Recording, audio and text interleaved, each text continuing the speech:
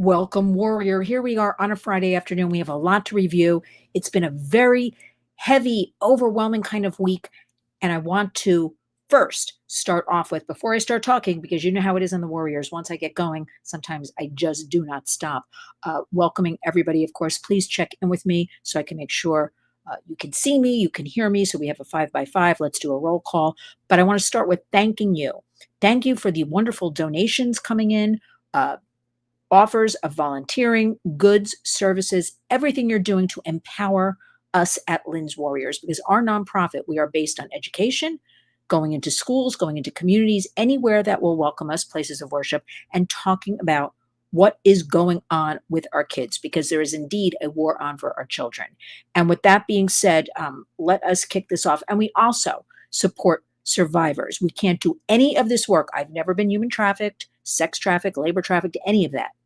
I am a warrior. I woke up one day and said, I can't believe this is going on.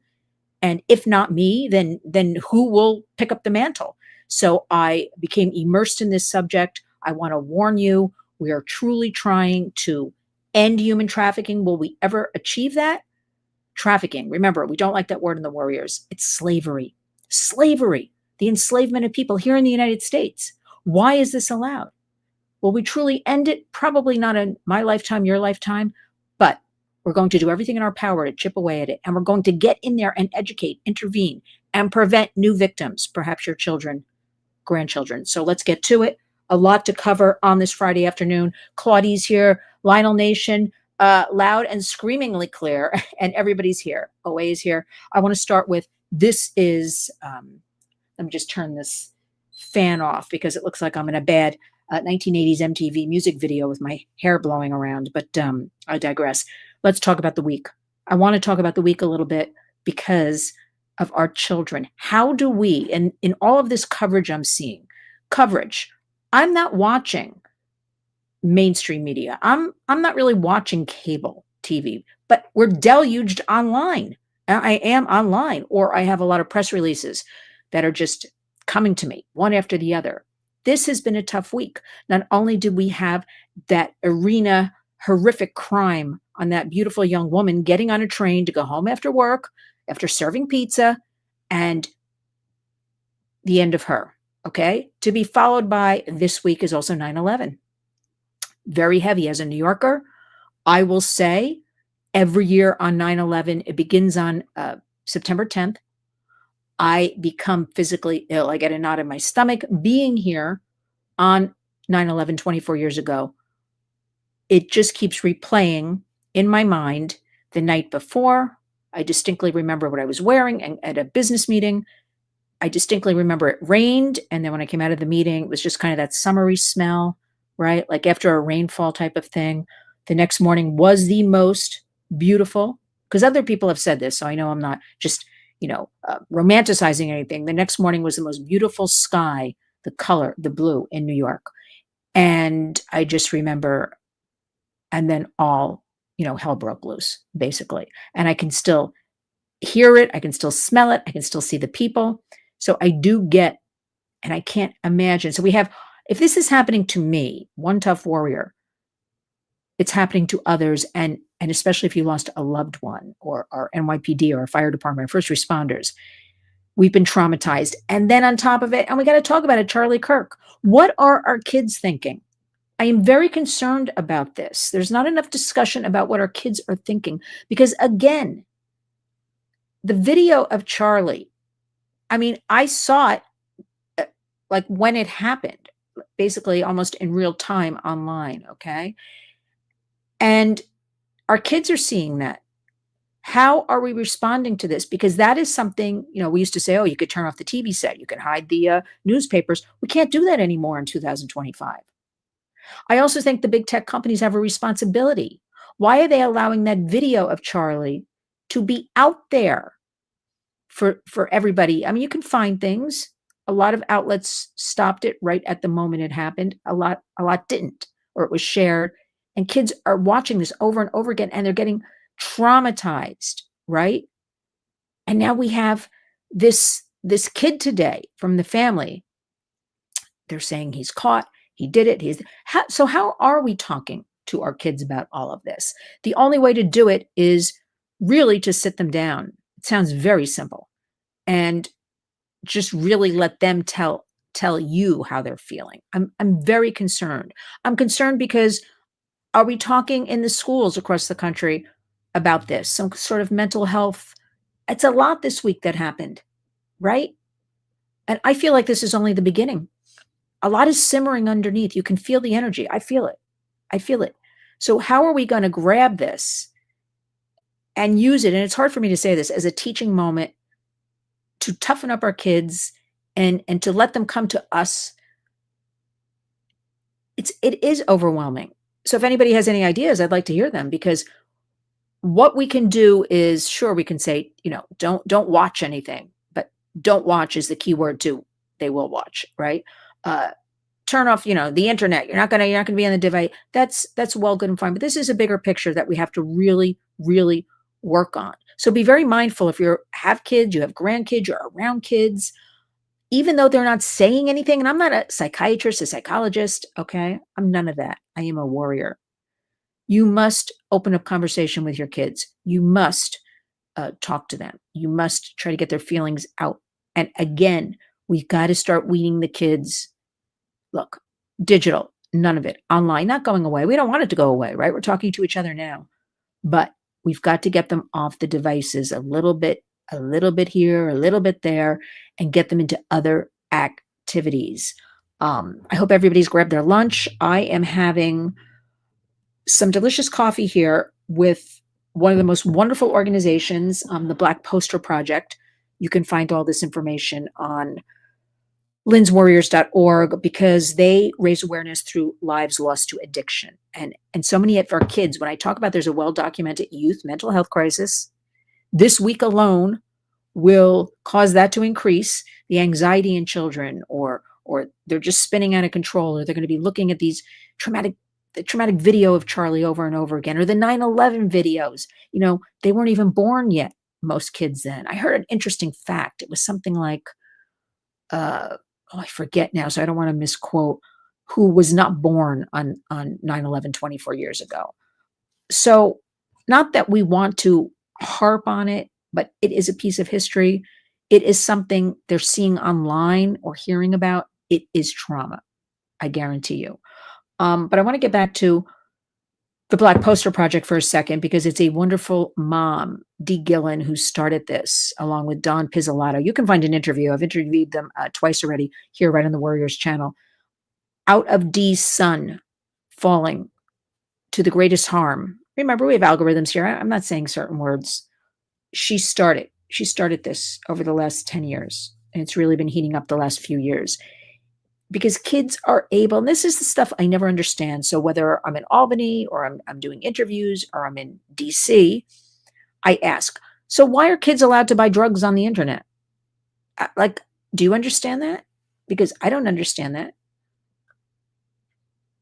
Weigh in, everybody. I know we have a little bit of a delay, but why is that allowed? Now, this being said, earlier in the week on Tuesday, we had the congressional briefing, the congressional hearing from the Senate Judiciary Committee on Privacy, Technology, and Law. They held this hearing regarding Meta, which you know by now is Facebook, Instagram, and WhatsApp. And it was called Hidden Harms, examining whistleblower allegations that Meta buried child safety research. And we went over this the other day. And 4 whistleblowers have come forward, 2 in person. The other 2 are kind of Jane and John Doe's, to say, as researchers in Chicago for Meta, how they were the ones that were looked at when they presented CSAM, child sexual abuse material, anything sexual, to their leaders at Meta, how they were knocked down, how lawyers watched them, how lawyers told them to change, research, change words, not to submit this certain research. These 2 finally came forward to say it is basically a sexual playground. And now that we are into AI, artificial intelligence, they were talking about the VR, the virtual reality, and basically every child will be confronted with some form of sexual predation. And that's the bottom line for all of that. Interestingly enough, right before I jumped on here, Meta announced, now we got to hear this one. that they're going to, I believe it's just this morning, TechCrunch was announcing it, that they're going to now put guardrails, Meta, because the thing with the AI right now is we have the chatbots, right? Chatbot. A chatbot is fake, is not real. It is a program that is designed. There's something called character AI, a free program where kids can create, anybody can create. Take the bot. Remember, it's just a program and create a figure out of it. You can have a Disney character, you can have a sports hero, and these chatbots then begin to relate and talk to you. And you can program them to get the answers kind of you want. They learn you, and then they start giving you ideas and information. We know and there are many good people across the United States, coalitions, we are working very hard to keep kids safe, right? And present our findings and our coalition to Washington. Okay. So they really understand what's going on with AI, artificial intelligence. We do care. The administration wants to be the global leaders. They've made it clear. Well, good and fine. United States be a leader. At the same time, we have to have a component to keep our kids safe. We have to have the discussion. We have to have the education. We have to offer it to educators, parents, family members. We have to do something about the kids. And that's where we're at right now. But we understand right away from these chatbots that everybody would kind of think of, oh, they're cute little robots. They're cute little, and it started 2 to 3 years ago. It's kind of underneath there. Nobody paid too much attention. Same time that ChatGPT kind of came along. Now, a couple of years later, we know from the studies from reality, these chatbots can be very sexual in nature. Children aren't even looking for this. The bots become that. Or the bots suggest self-harm or harming your pets, or harming your family members. And again, we're a family program. There are lawsuits now percolating and in the works because these bots who are not real, remember, law lags behind technology. So how are we handling this when we have not handled the internet as a whole for kids, keeping them safe? We have not figured out there is technology, right? There is some great AI that will weed out the predators. So let's talk about that. Let's use that. Let's give law enforcement those resources to have that across the country. Because the number one thing I hear from law enforcement nonstop, don't have the resources. Why? The government, we're giving money all over the world. Why aren't we giving our own law enforcement to keep our kids safe? These are the kind of things I don't understand. So we have that. But Meta announced today, which I am going to be a real Debbie Downer, everybody, because of the history of Meta not protecting kids, okay? I'm not going to believe that they're going to really do anything because their track record is they really don't have to do anything. Because until we get rid of that Section 230 of the Communications Decency Act, which tells them, we're billboards. We can't be held responsible for third-party content. I get that when they started that in 1996, when we had all of 2 platforms, but now we have hundreds and thousands of apps and all kinds of gaming and the big tech. And when I say big tech, Facebook and X and Snap and TikTok and all of this and Google. So now all of a sudden, after the whistleblower hearing, which was 3 days ago, they're going to step up. I'm only hoping and praying, to be honest with you, since the administration last week, our First Lady Melania Trump hosted an AI at the White House meeting, roundtable, get-together.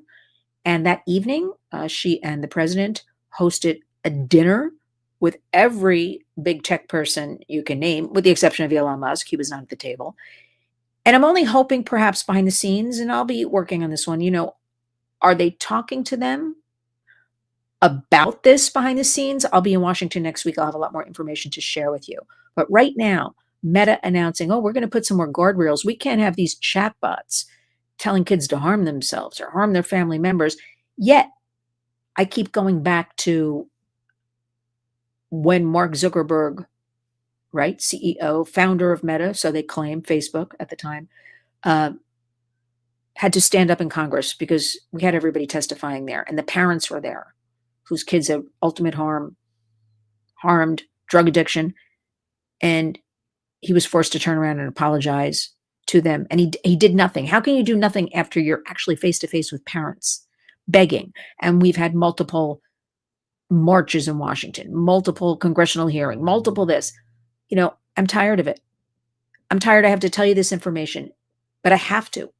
Like, I'm hoping if one person here is able to use this information or take it and further read about it, further use it, further go to their church or their synagogue or their school or their community center or their neighbor, do something with it, then I've won, because it's one person a day or I can't do our work. It is so much going on. Let me make sure I didn't miss any comments. I see some stuff here. There's Claudia saying hello. Hello, greetings, great warrior. Thank you. But you're all warriors for being here and listening. But I need more from you. I need you to share everything I'm telling you. I need you to go to our Warriors X and Facebook and look at the content. I'm going to say it again like a broken record, especially at the end of this week. Unbelievable, all the things that happened this week. And it's about youth mental health.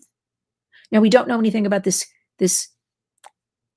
I don't even really want to talk about him who harmed Charlie Kirk. I want to put the focus on Charlie Kirk, his family, his two beautiful children. Like him, don't like him, Charlie Kirk. He had an amazing sway with our youth.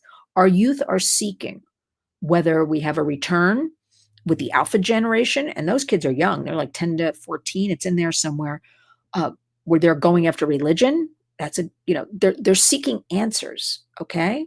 We also work with some great, I'll say they're 30 and under, and they're very angry, these young people, because they woke up, and they are waking up, and they're like, you threw like the internet at us, all this predation, and forcing us to like be online, and forcing us to be competitive with each other, and forcing us, because right, everybody, online is fake.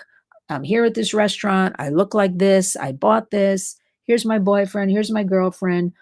You have to come to the internet, and all of this social media, as I put it in air quotes, is basically fake. But the young brains, I mean, the regular people my age do it too, but let's stick with the kids. They're seeing all this over and over their brains. Oh, why does she have that? Why does he have that? And they're angry. They're angry. This group kind of in the middle, I'm going to say, early 20s to 30. Some of that anger, the pain is turned into purpose, like a lot of the young people I work with. For instance, at the HEAT Initiative, designed for us. Some other great organizations working on AI, because they want everybody, they're angry what happened to them. So they don't want their younger siblings, just younger kids, to have to face any of this. And they're doing a great job in educating me, because I don't know what goes on in a 25-year-old, their world, right? I recommend, I just put it up yesterday, the interview with Lennon Torres, right here on the Warriors channel, from the HEAT Initiative, a fabulous advocate. She was part of a dance program on television. I'll leave it to you to listen to the video. And she said something interesting to me yesterday. She said, being part of that when she was a young teen, they were forcing her, like, go online all the time, advertise what you're doing, show yourself, interact with strangers. So there was that culture of forcing.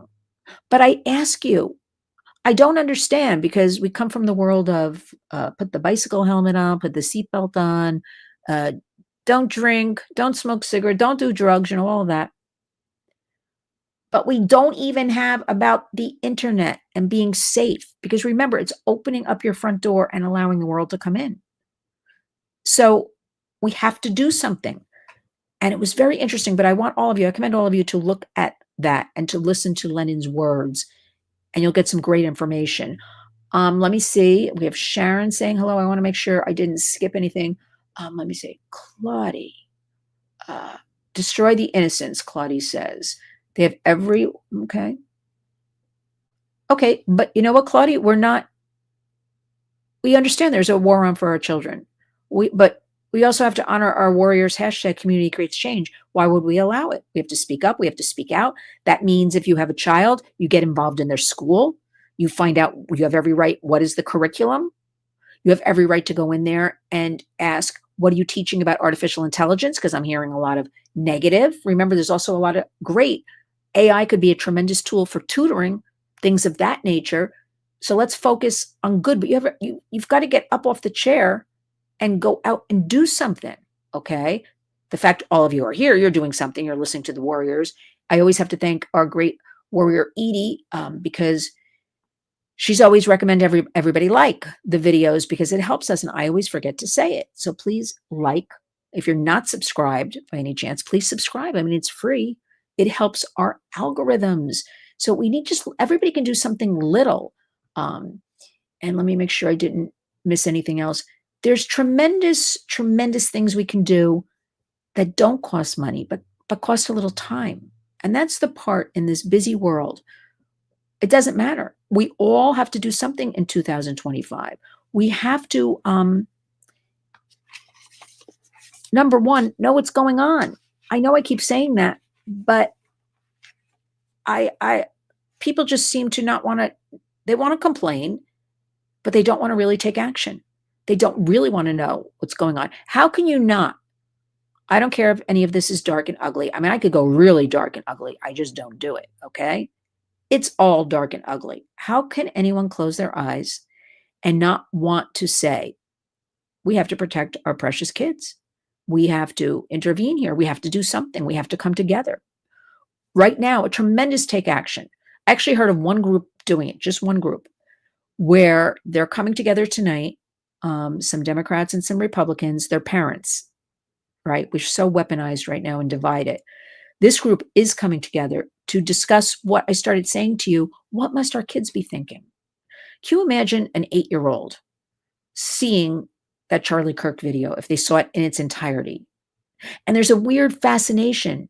Kids go back and look at things over and over again because that's what they do with pornography. Something that's weird to them or they don't exactly know what it is, they keep going back and looking at more and more and more.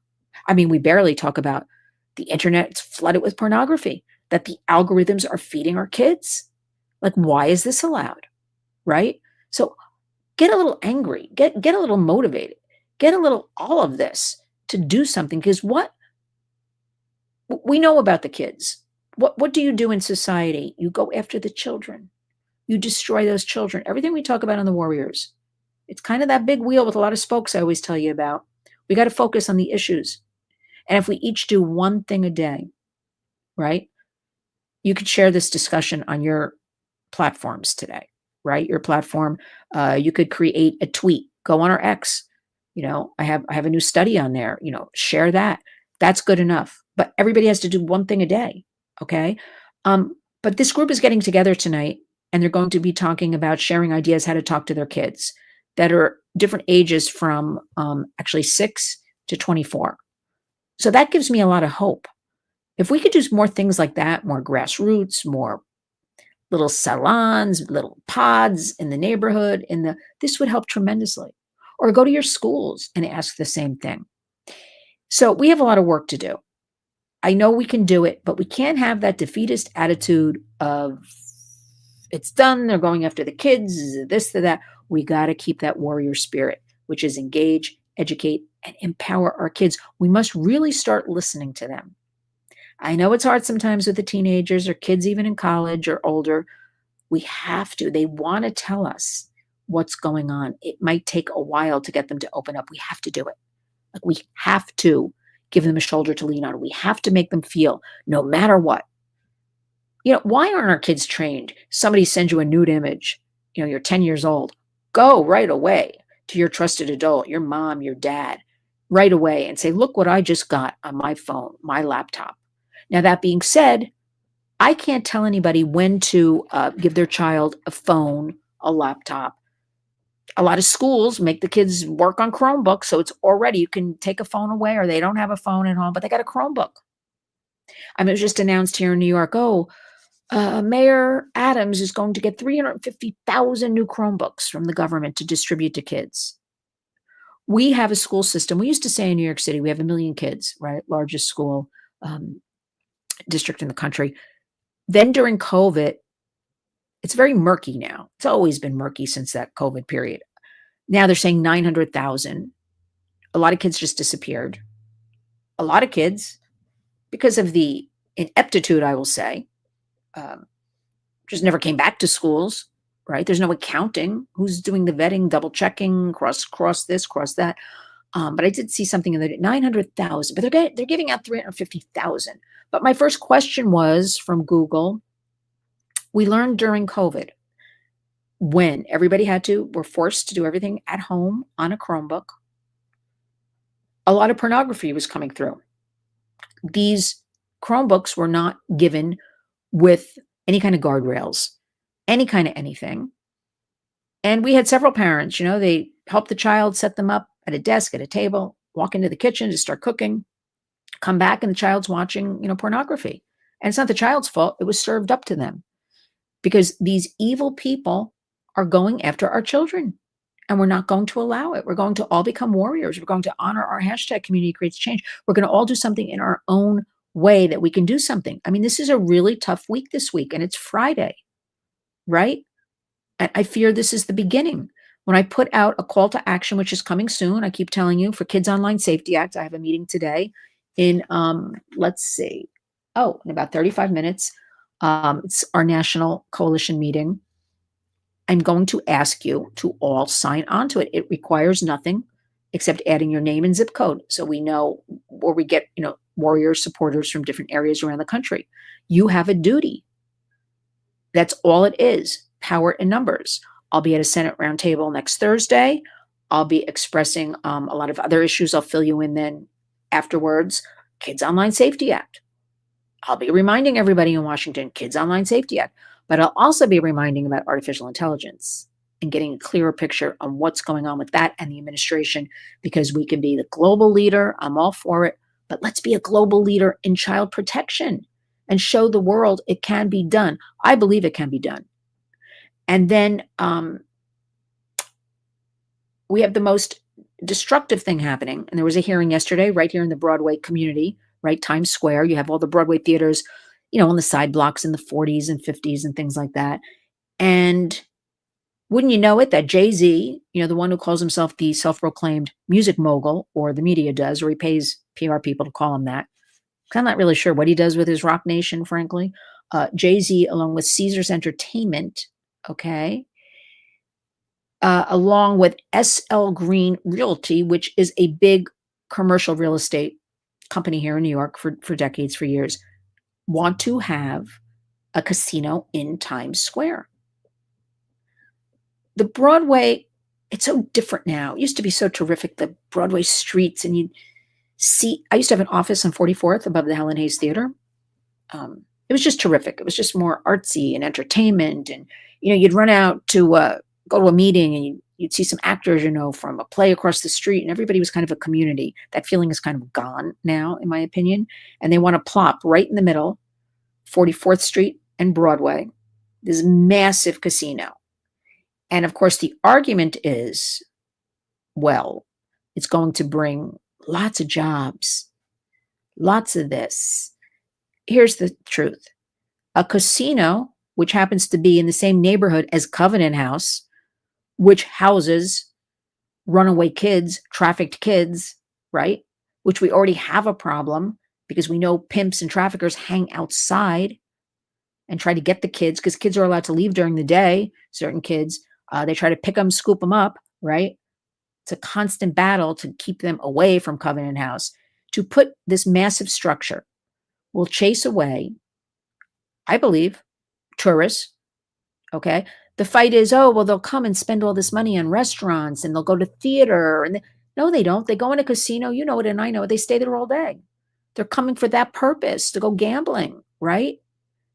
And Jay-Z, Mr. New York, self-proclaimed, says, we're going to bring this entertainment, this great.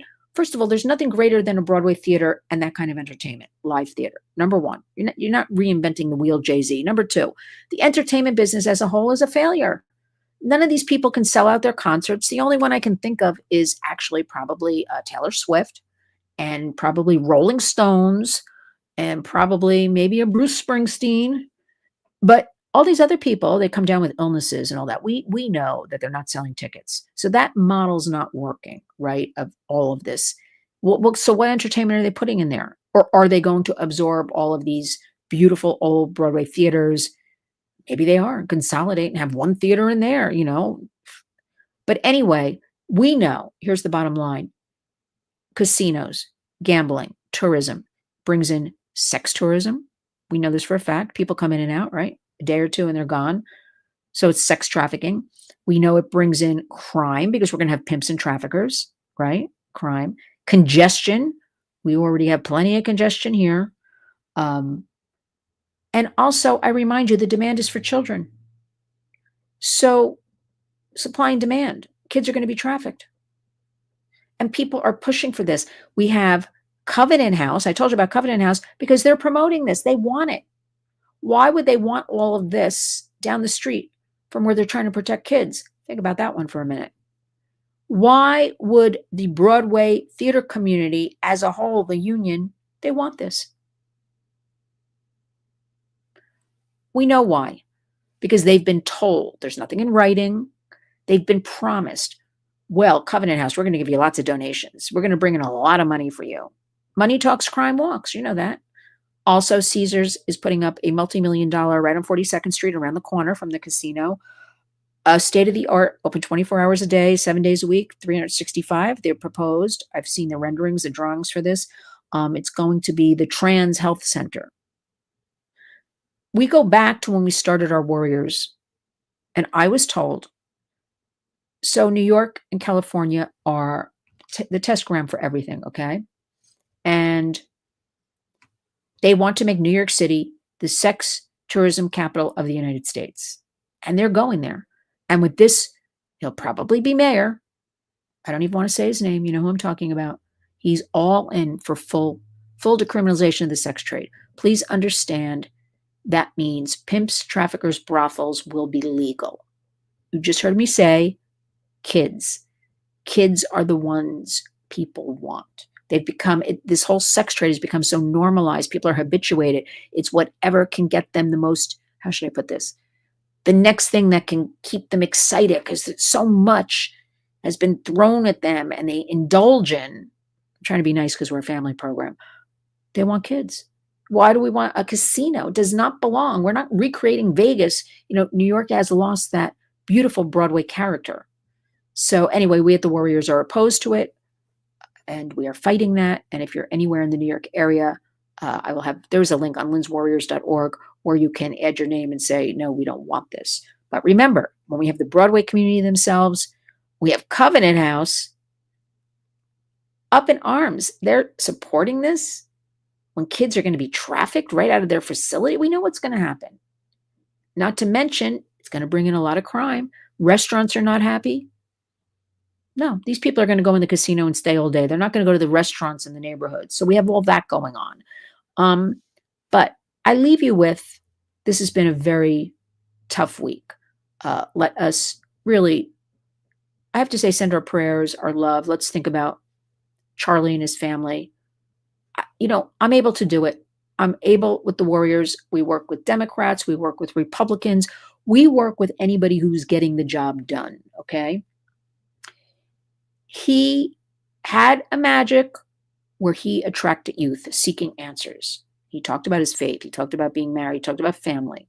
Am I saying I liked everything he said? No. Did I follow him extensively? No. I've always known, though.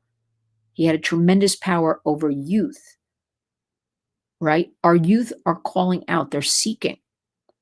So this is definitely a horrible situation and just gone. And kids are in turmoil this week. A lot. I even spoke to somebody last night. I've never discussed Charlie Kirk with him at all. And he said, oh, and not even politics with him, nothing. And he said, oh, did you hear about Charlie? So I do understand. And this goes to the internet, right? He had a huge presence online, like on TikTok and the kids, that's one of the top sites, right? TikTok. So even if you weren't a follower of him or whatever, the algorithms, he would pop up. Kids would see him. They're really suffering, our children.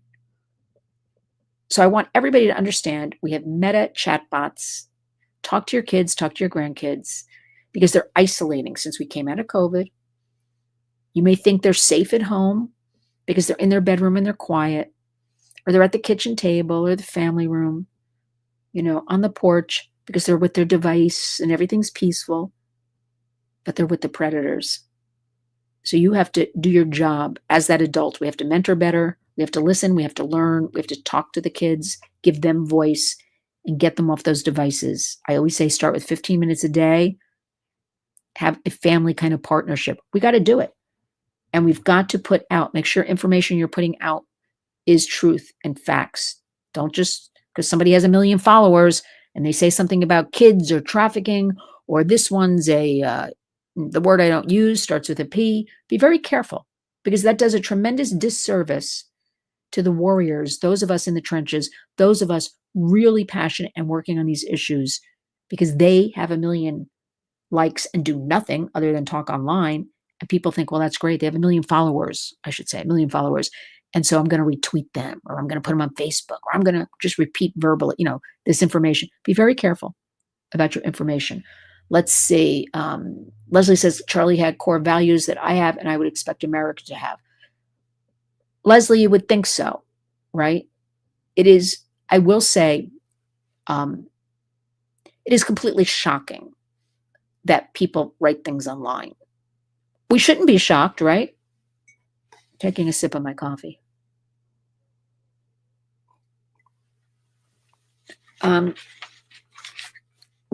It's horrific. We believe in free speech. We believe in freedom. But we don't believe in that hate. Everybody can say what they want, but you go online, and again, these are things our kids are seeing. This hateful speech, these horrible things that I'm seeing, frankly, a lot of these adults, or of course, everything is, Trump's responsible for all of it. And that is why you have to be so aware. If we're feeling like this as the adults, can you imagine the 12-year-old, the 14-year-old? But think about it. I started that thought before and I ran away from it some. I digressed, but as I usually do. But we can't tell you when to buy your child a phone or any of the devices, right? We understand they have access. It's now to 4.5 different, yeah, I know, 0.5 devices, 9 to 17. Ages we know are younger. Then I saw something like 7 to 17, Chromebooks, gaming, phones, laptops, all this stuff, iPads. A lot of kids are on iPads. So they're deluged with all this, right? So I can't tell you, but think about delay is the way. Frankly, why does a child before 8th grade need any kind of device? Well, one of the problems is, we took the phones out of the classrooms. It was a big to-do here in New York State. They call it the bell-to-bell program. You check your phone, you lock it away in the yonder pouch.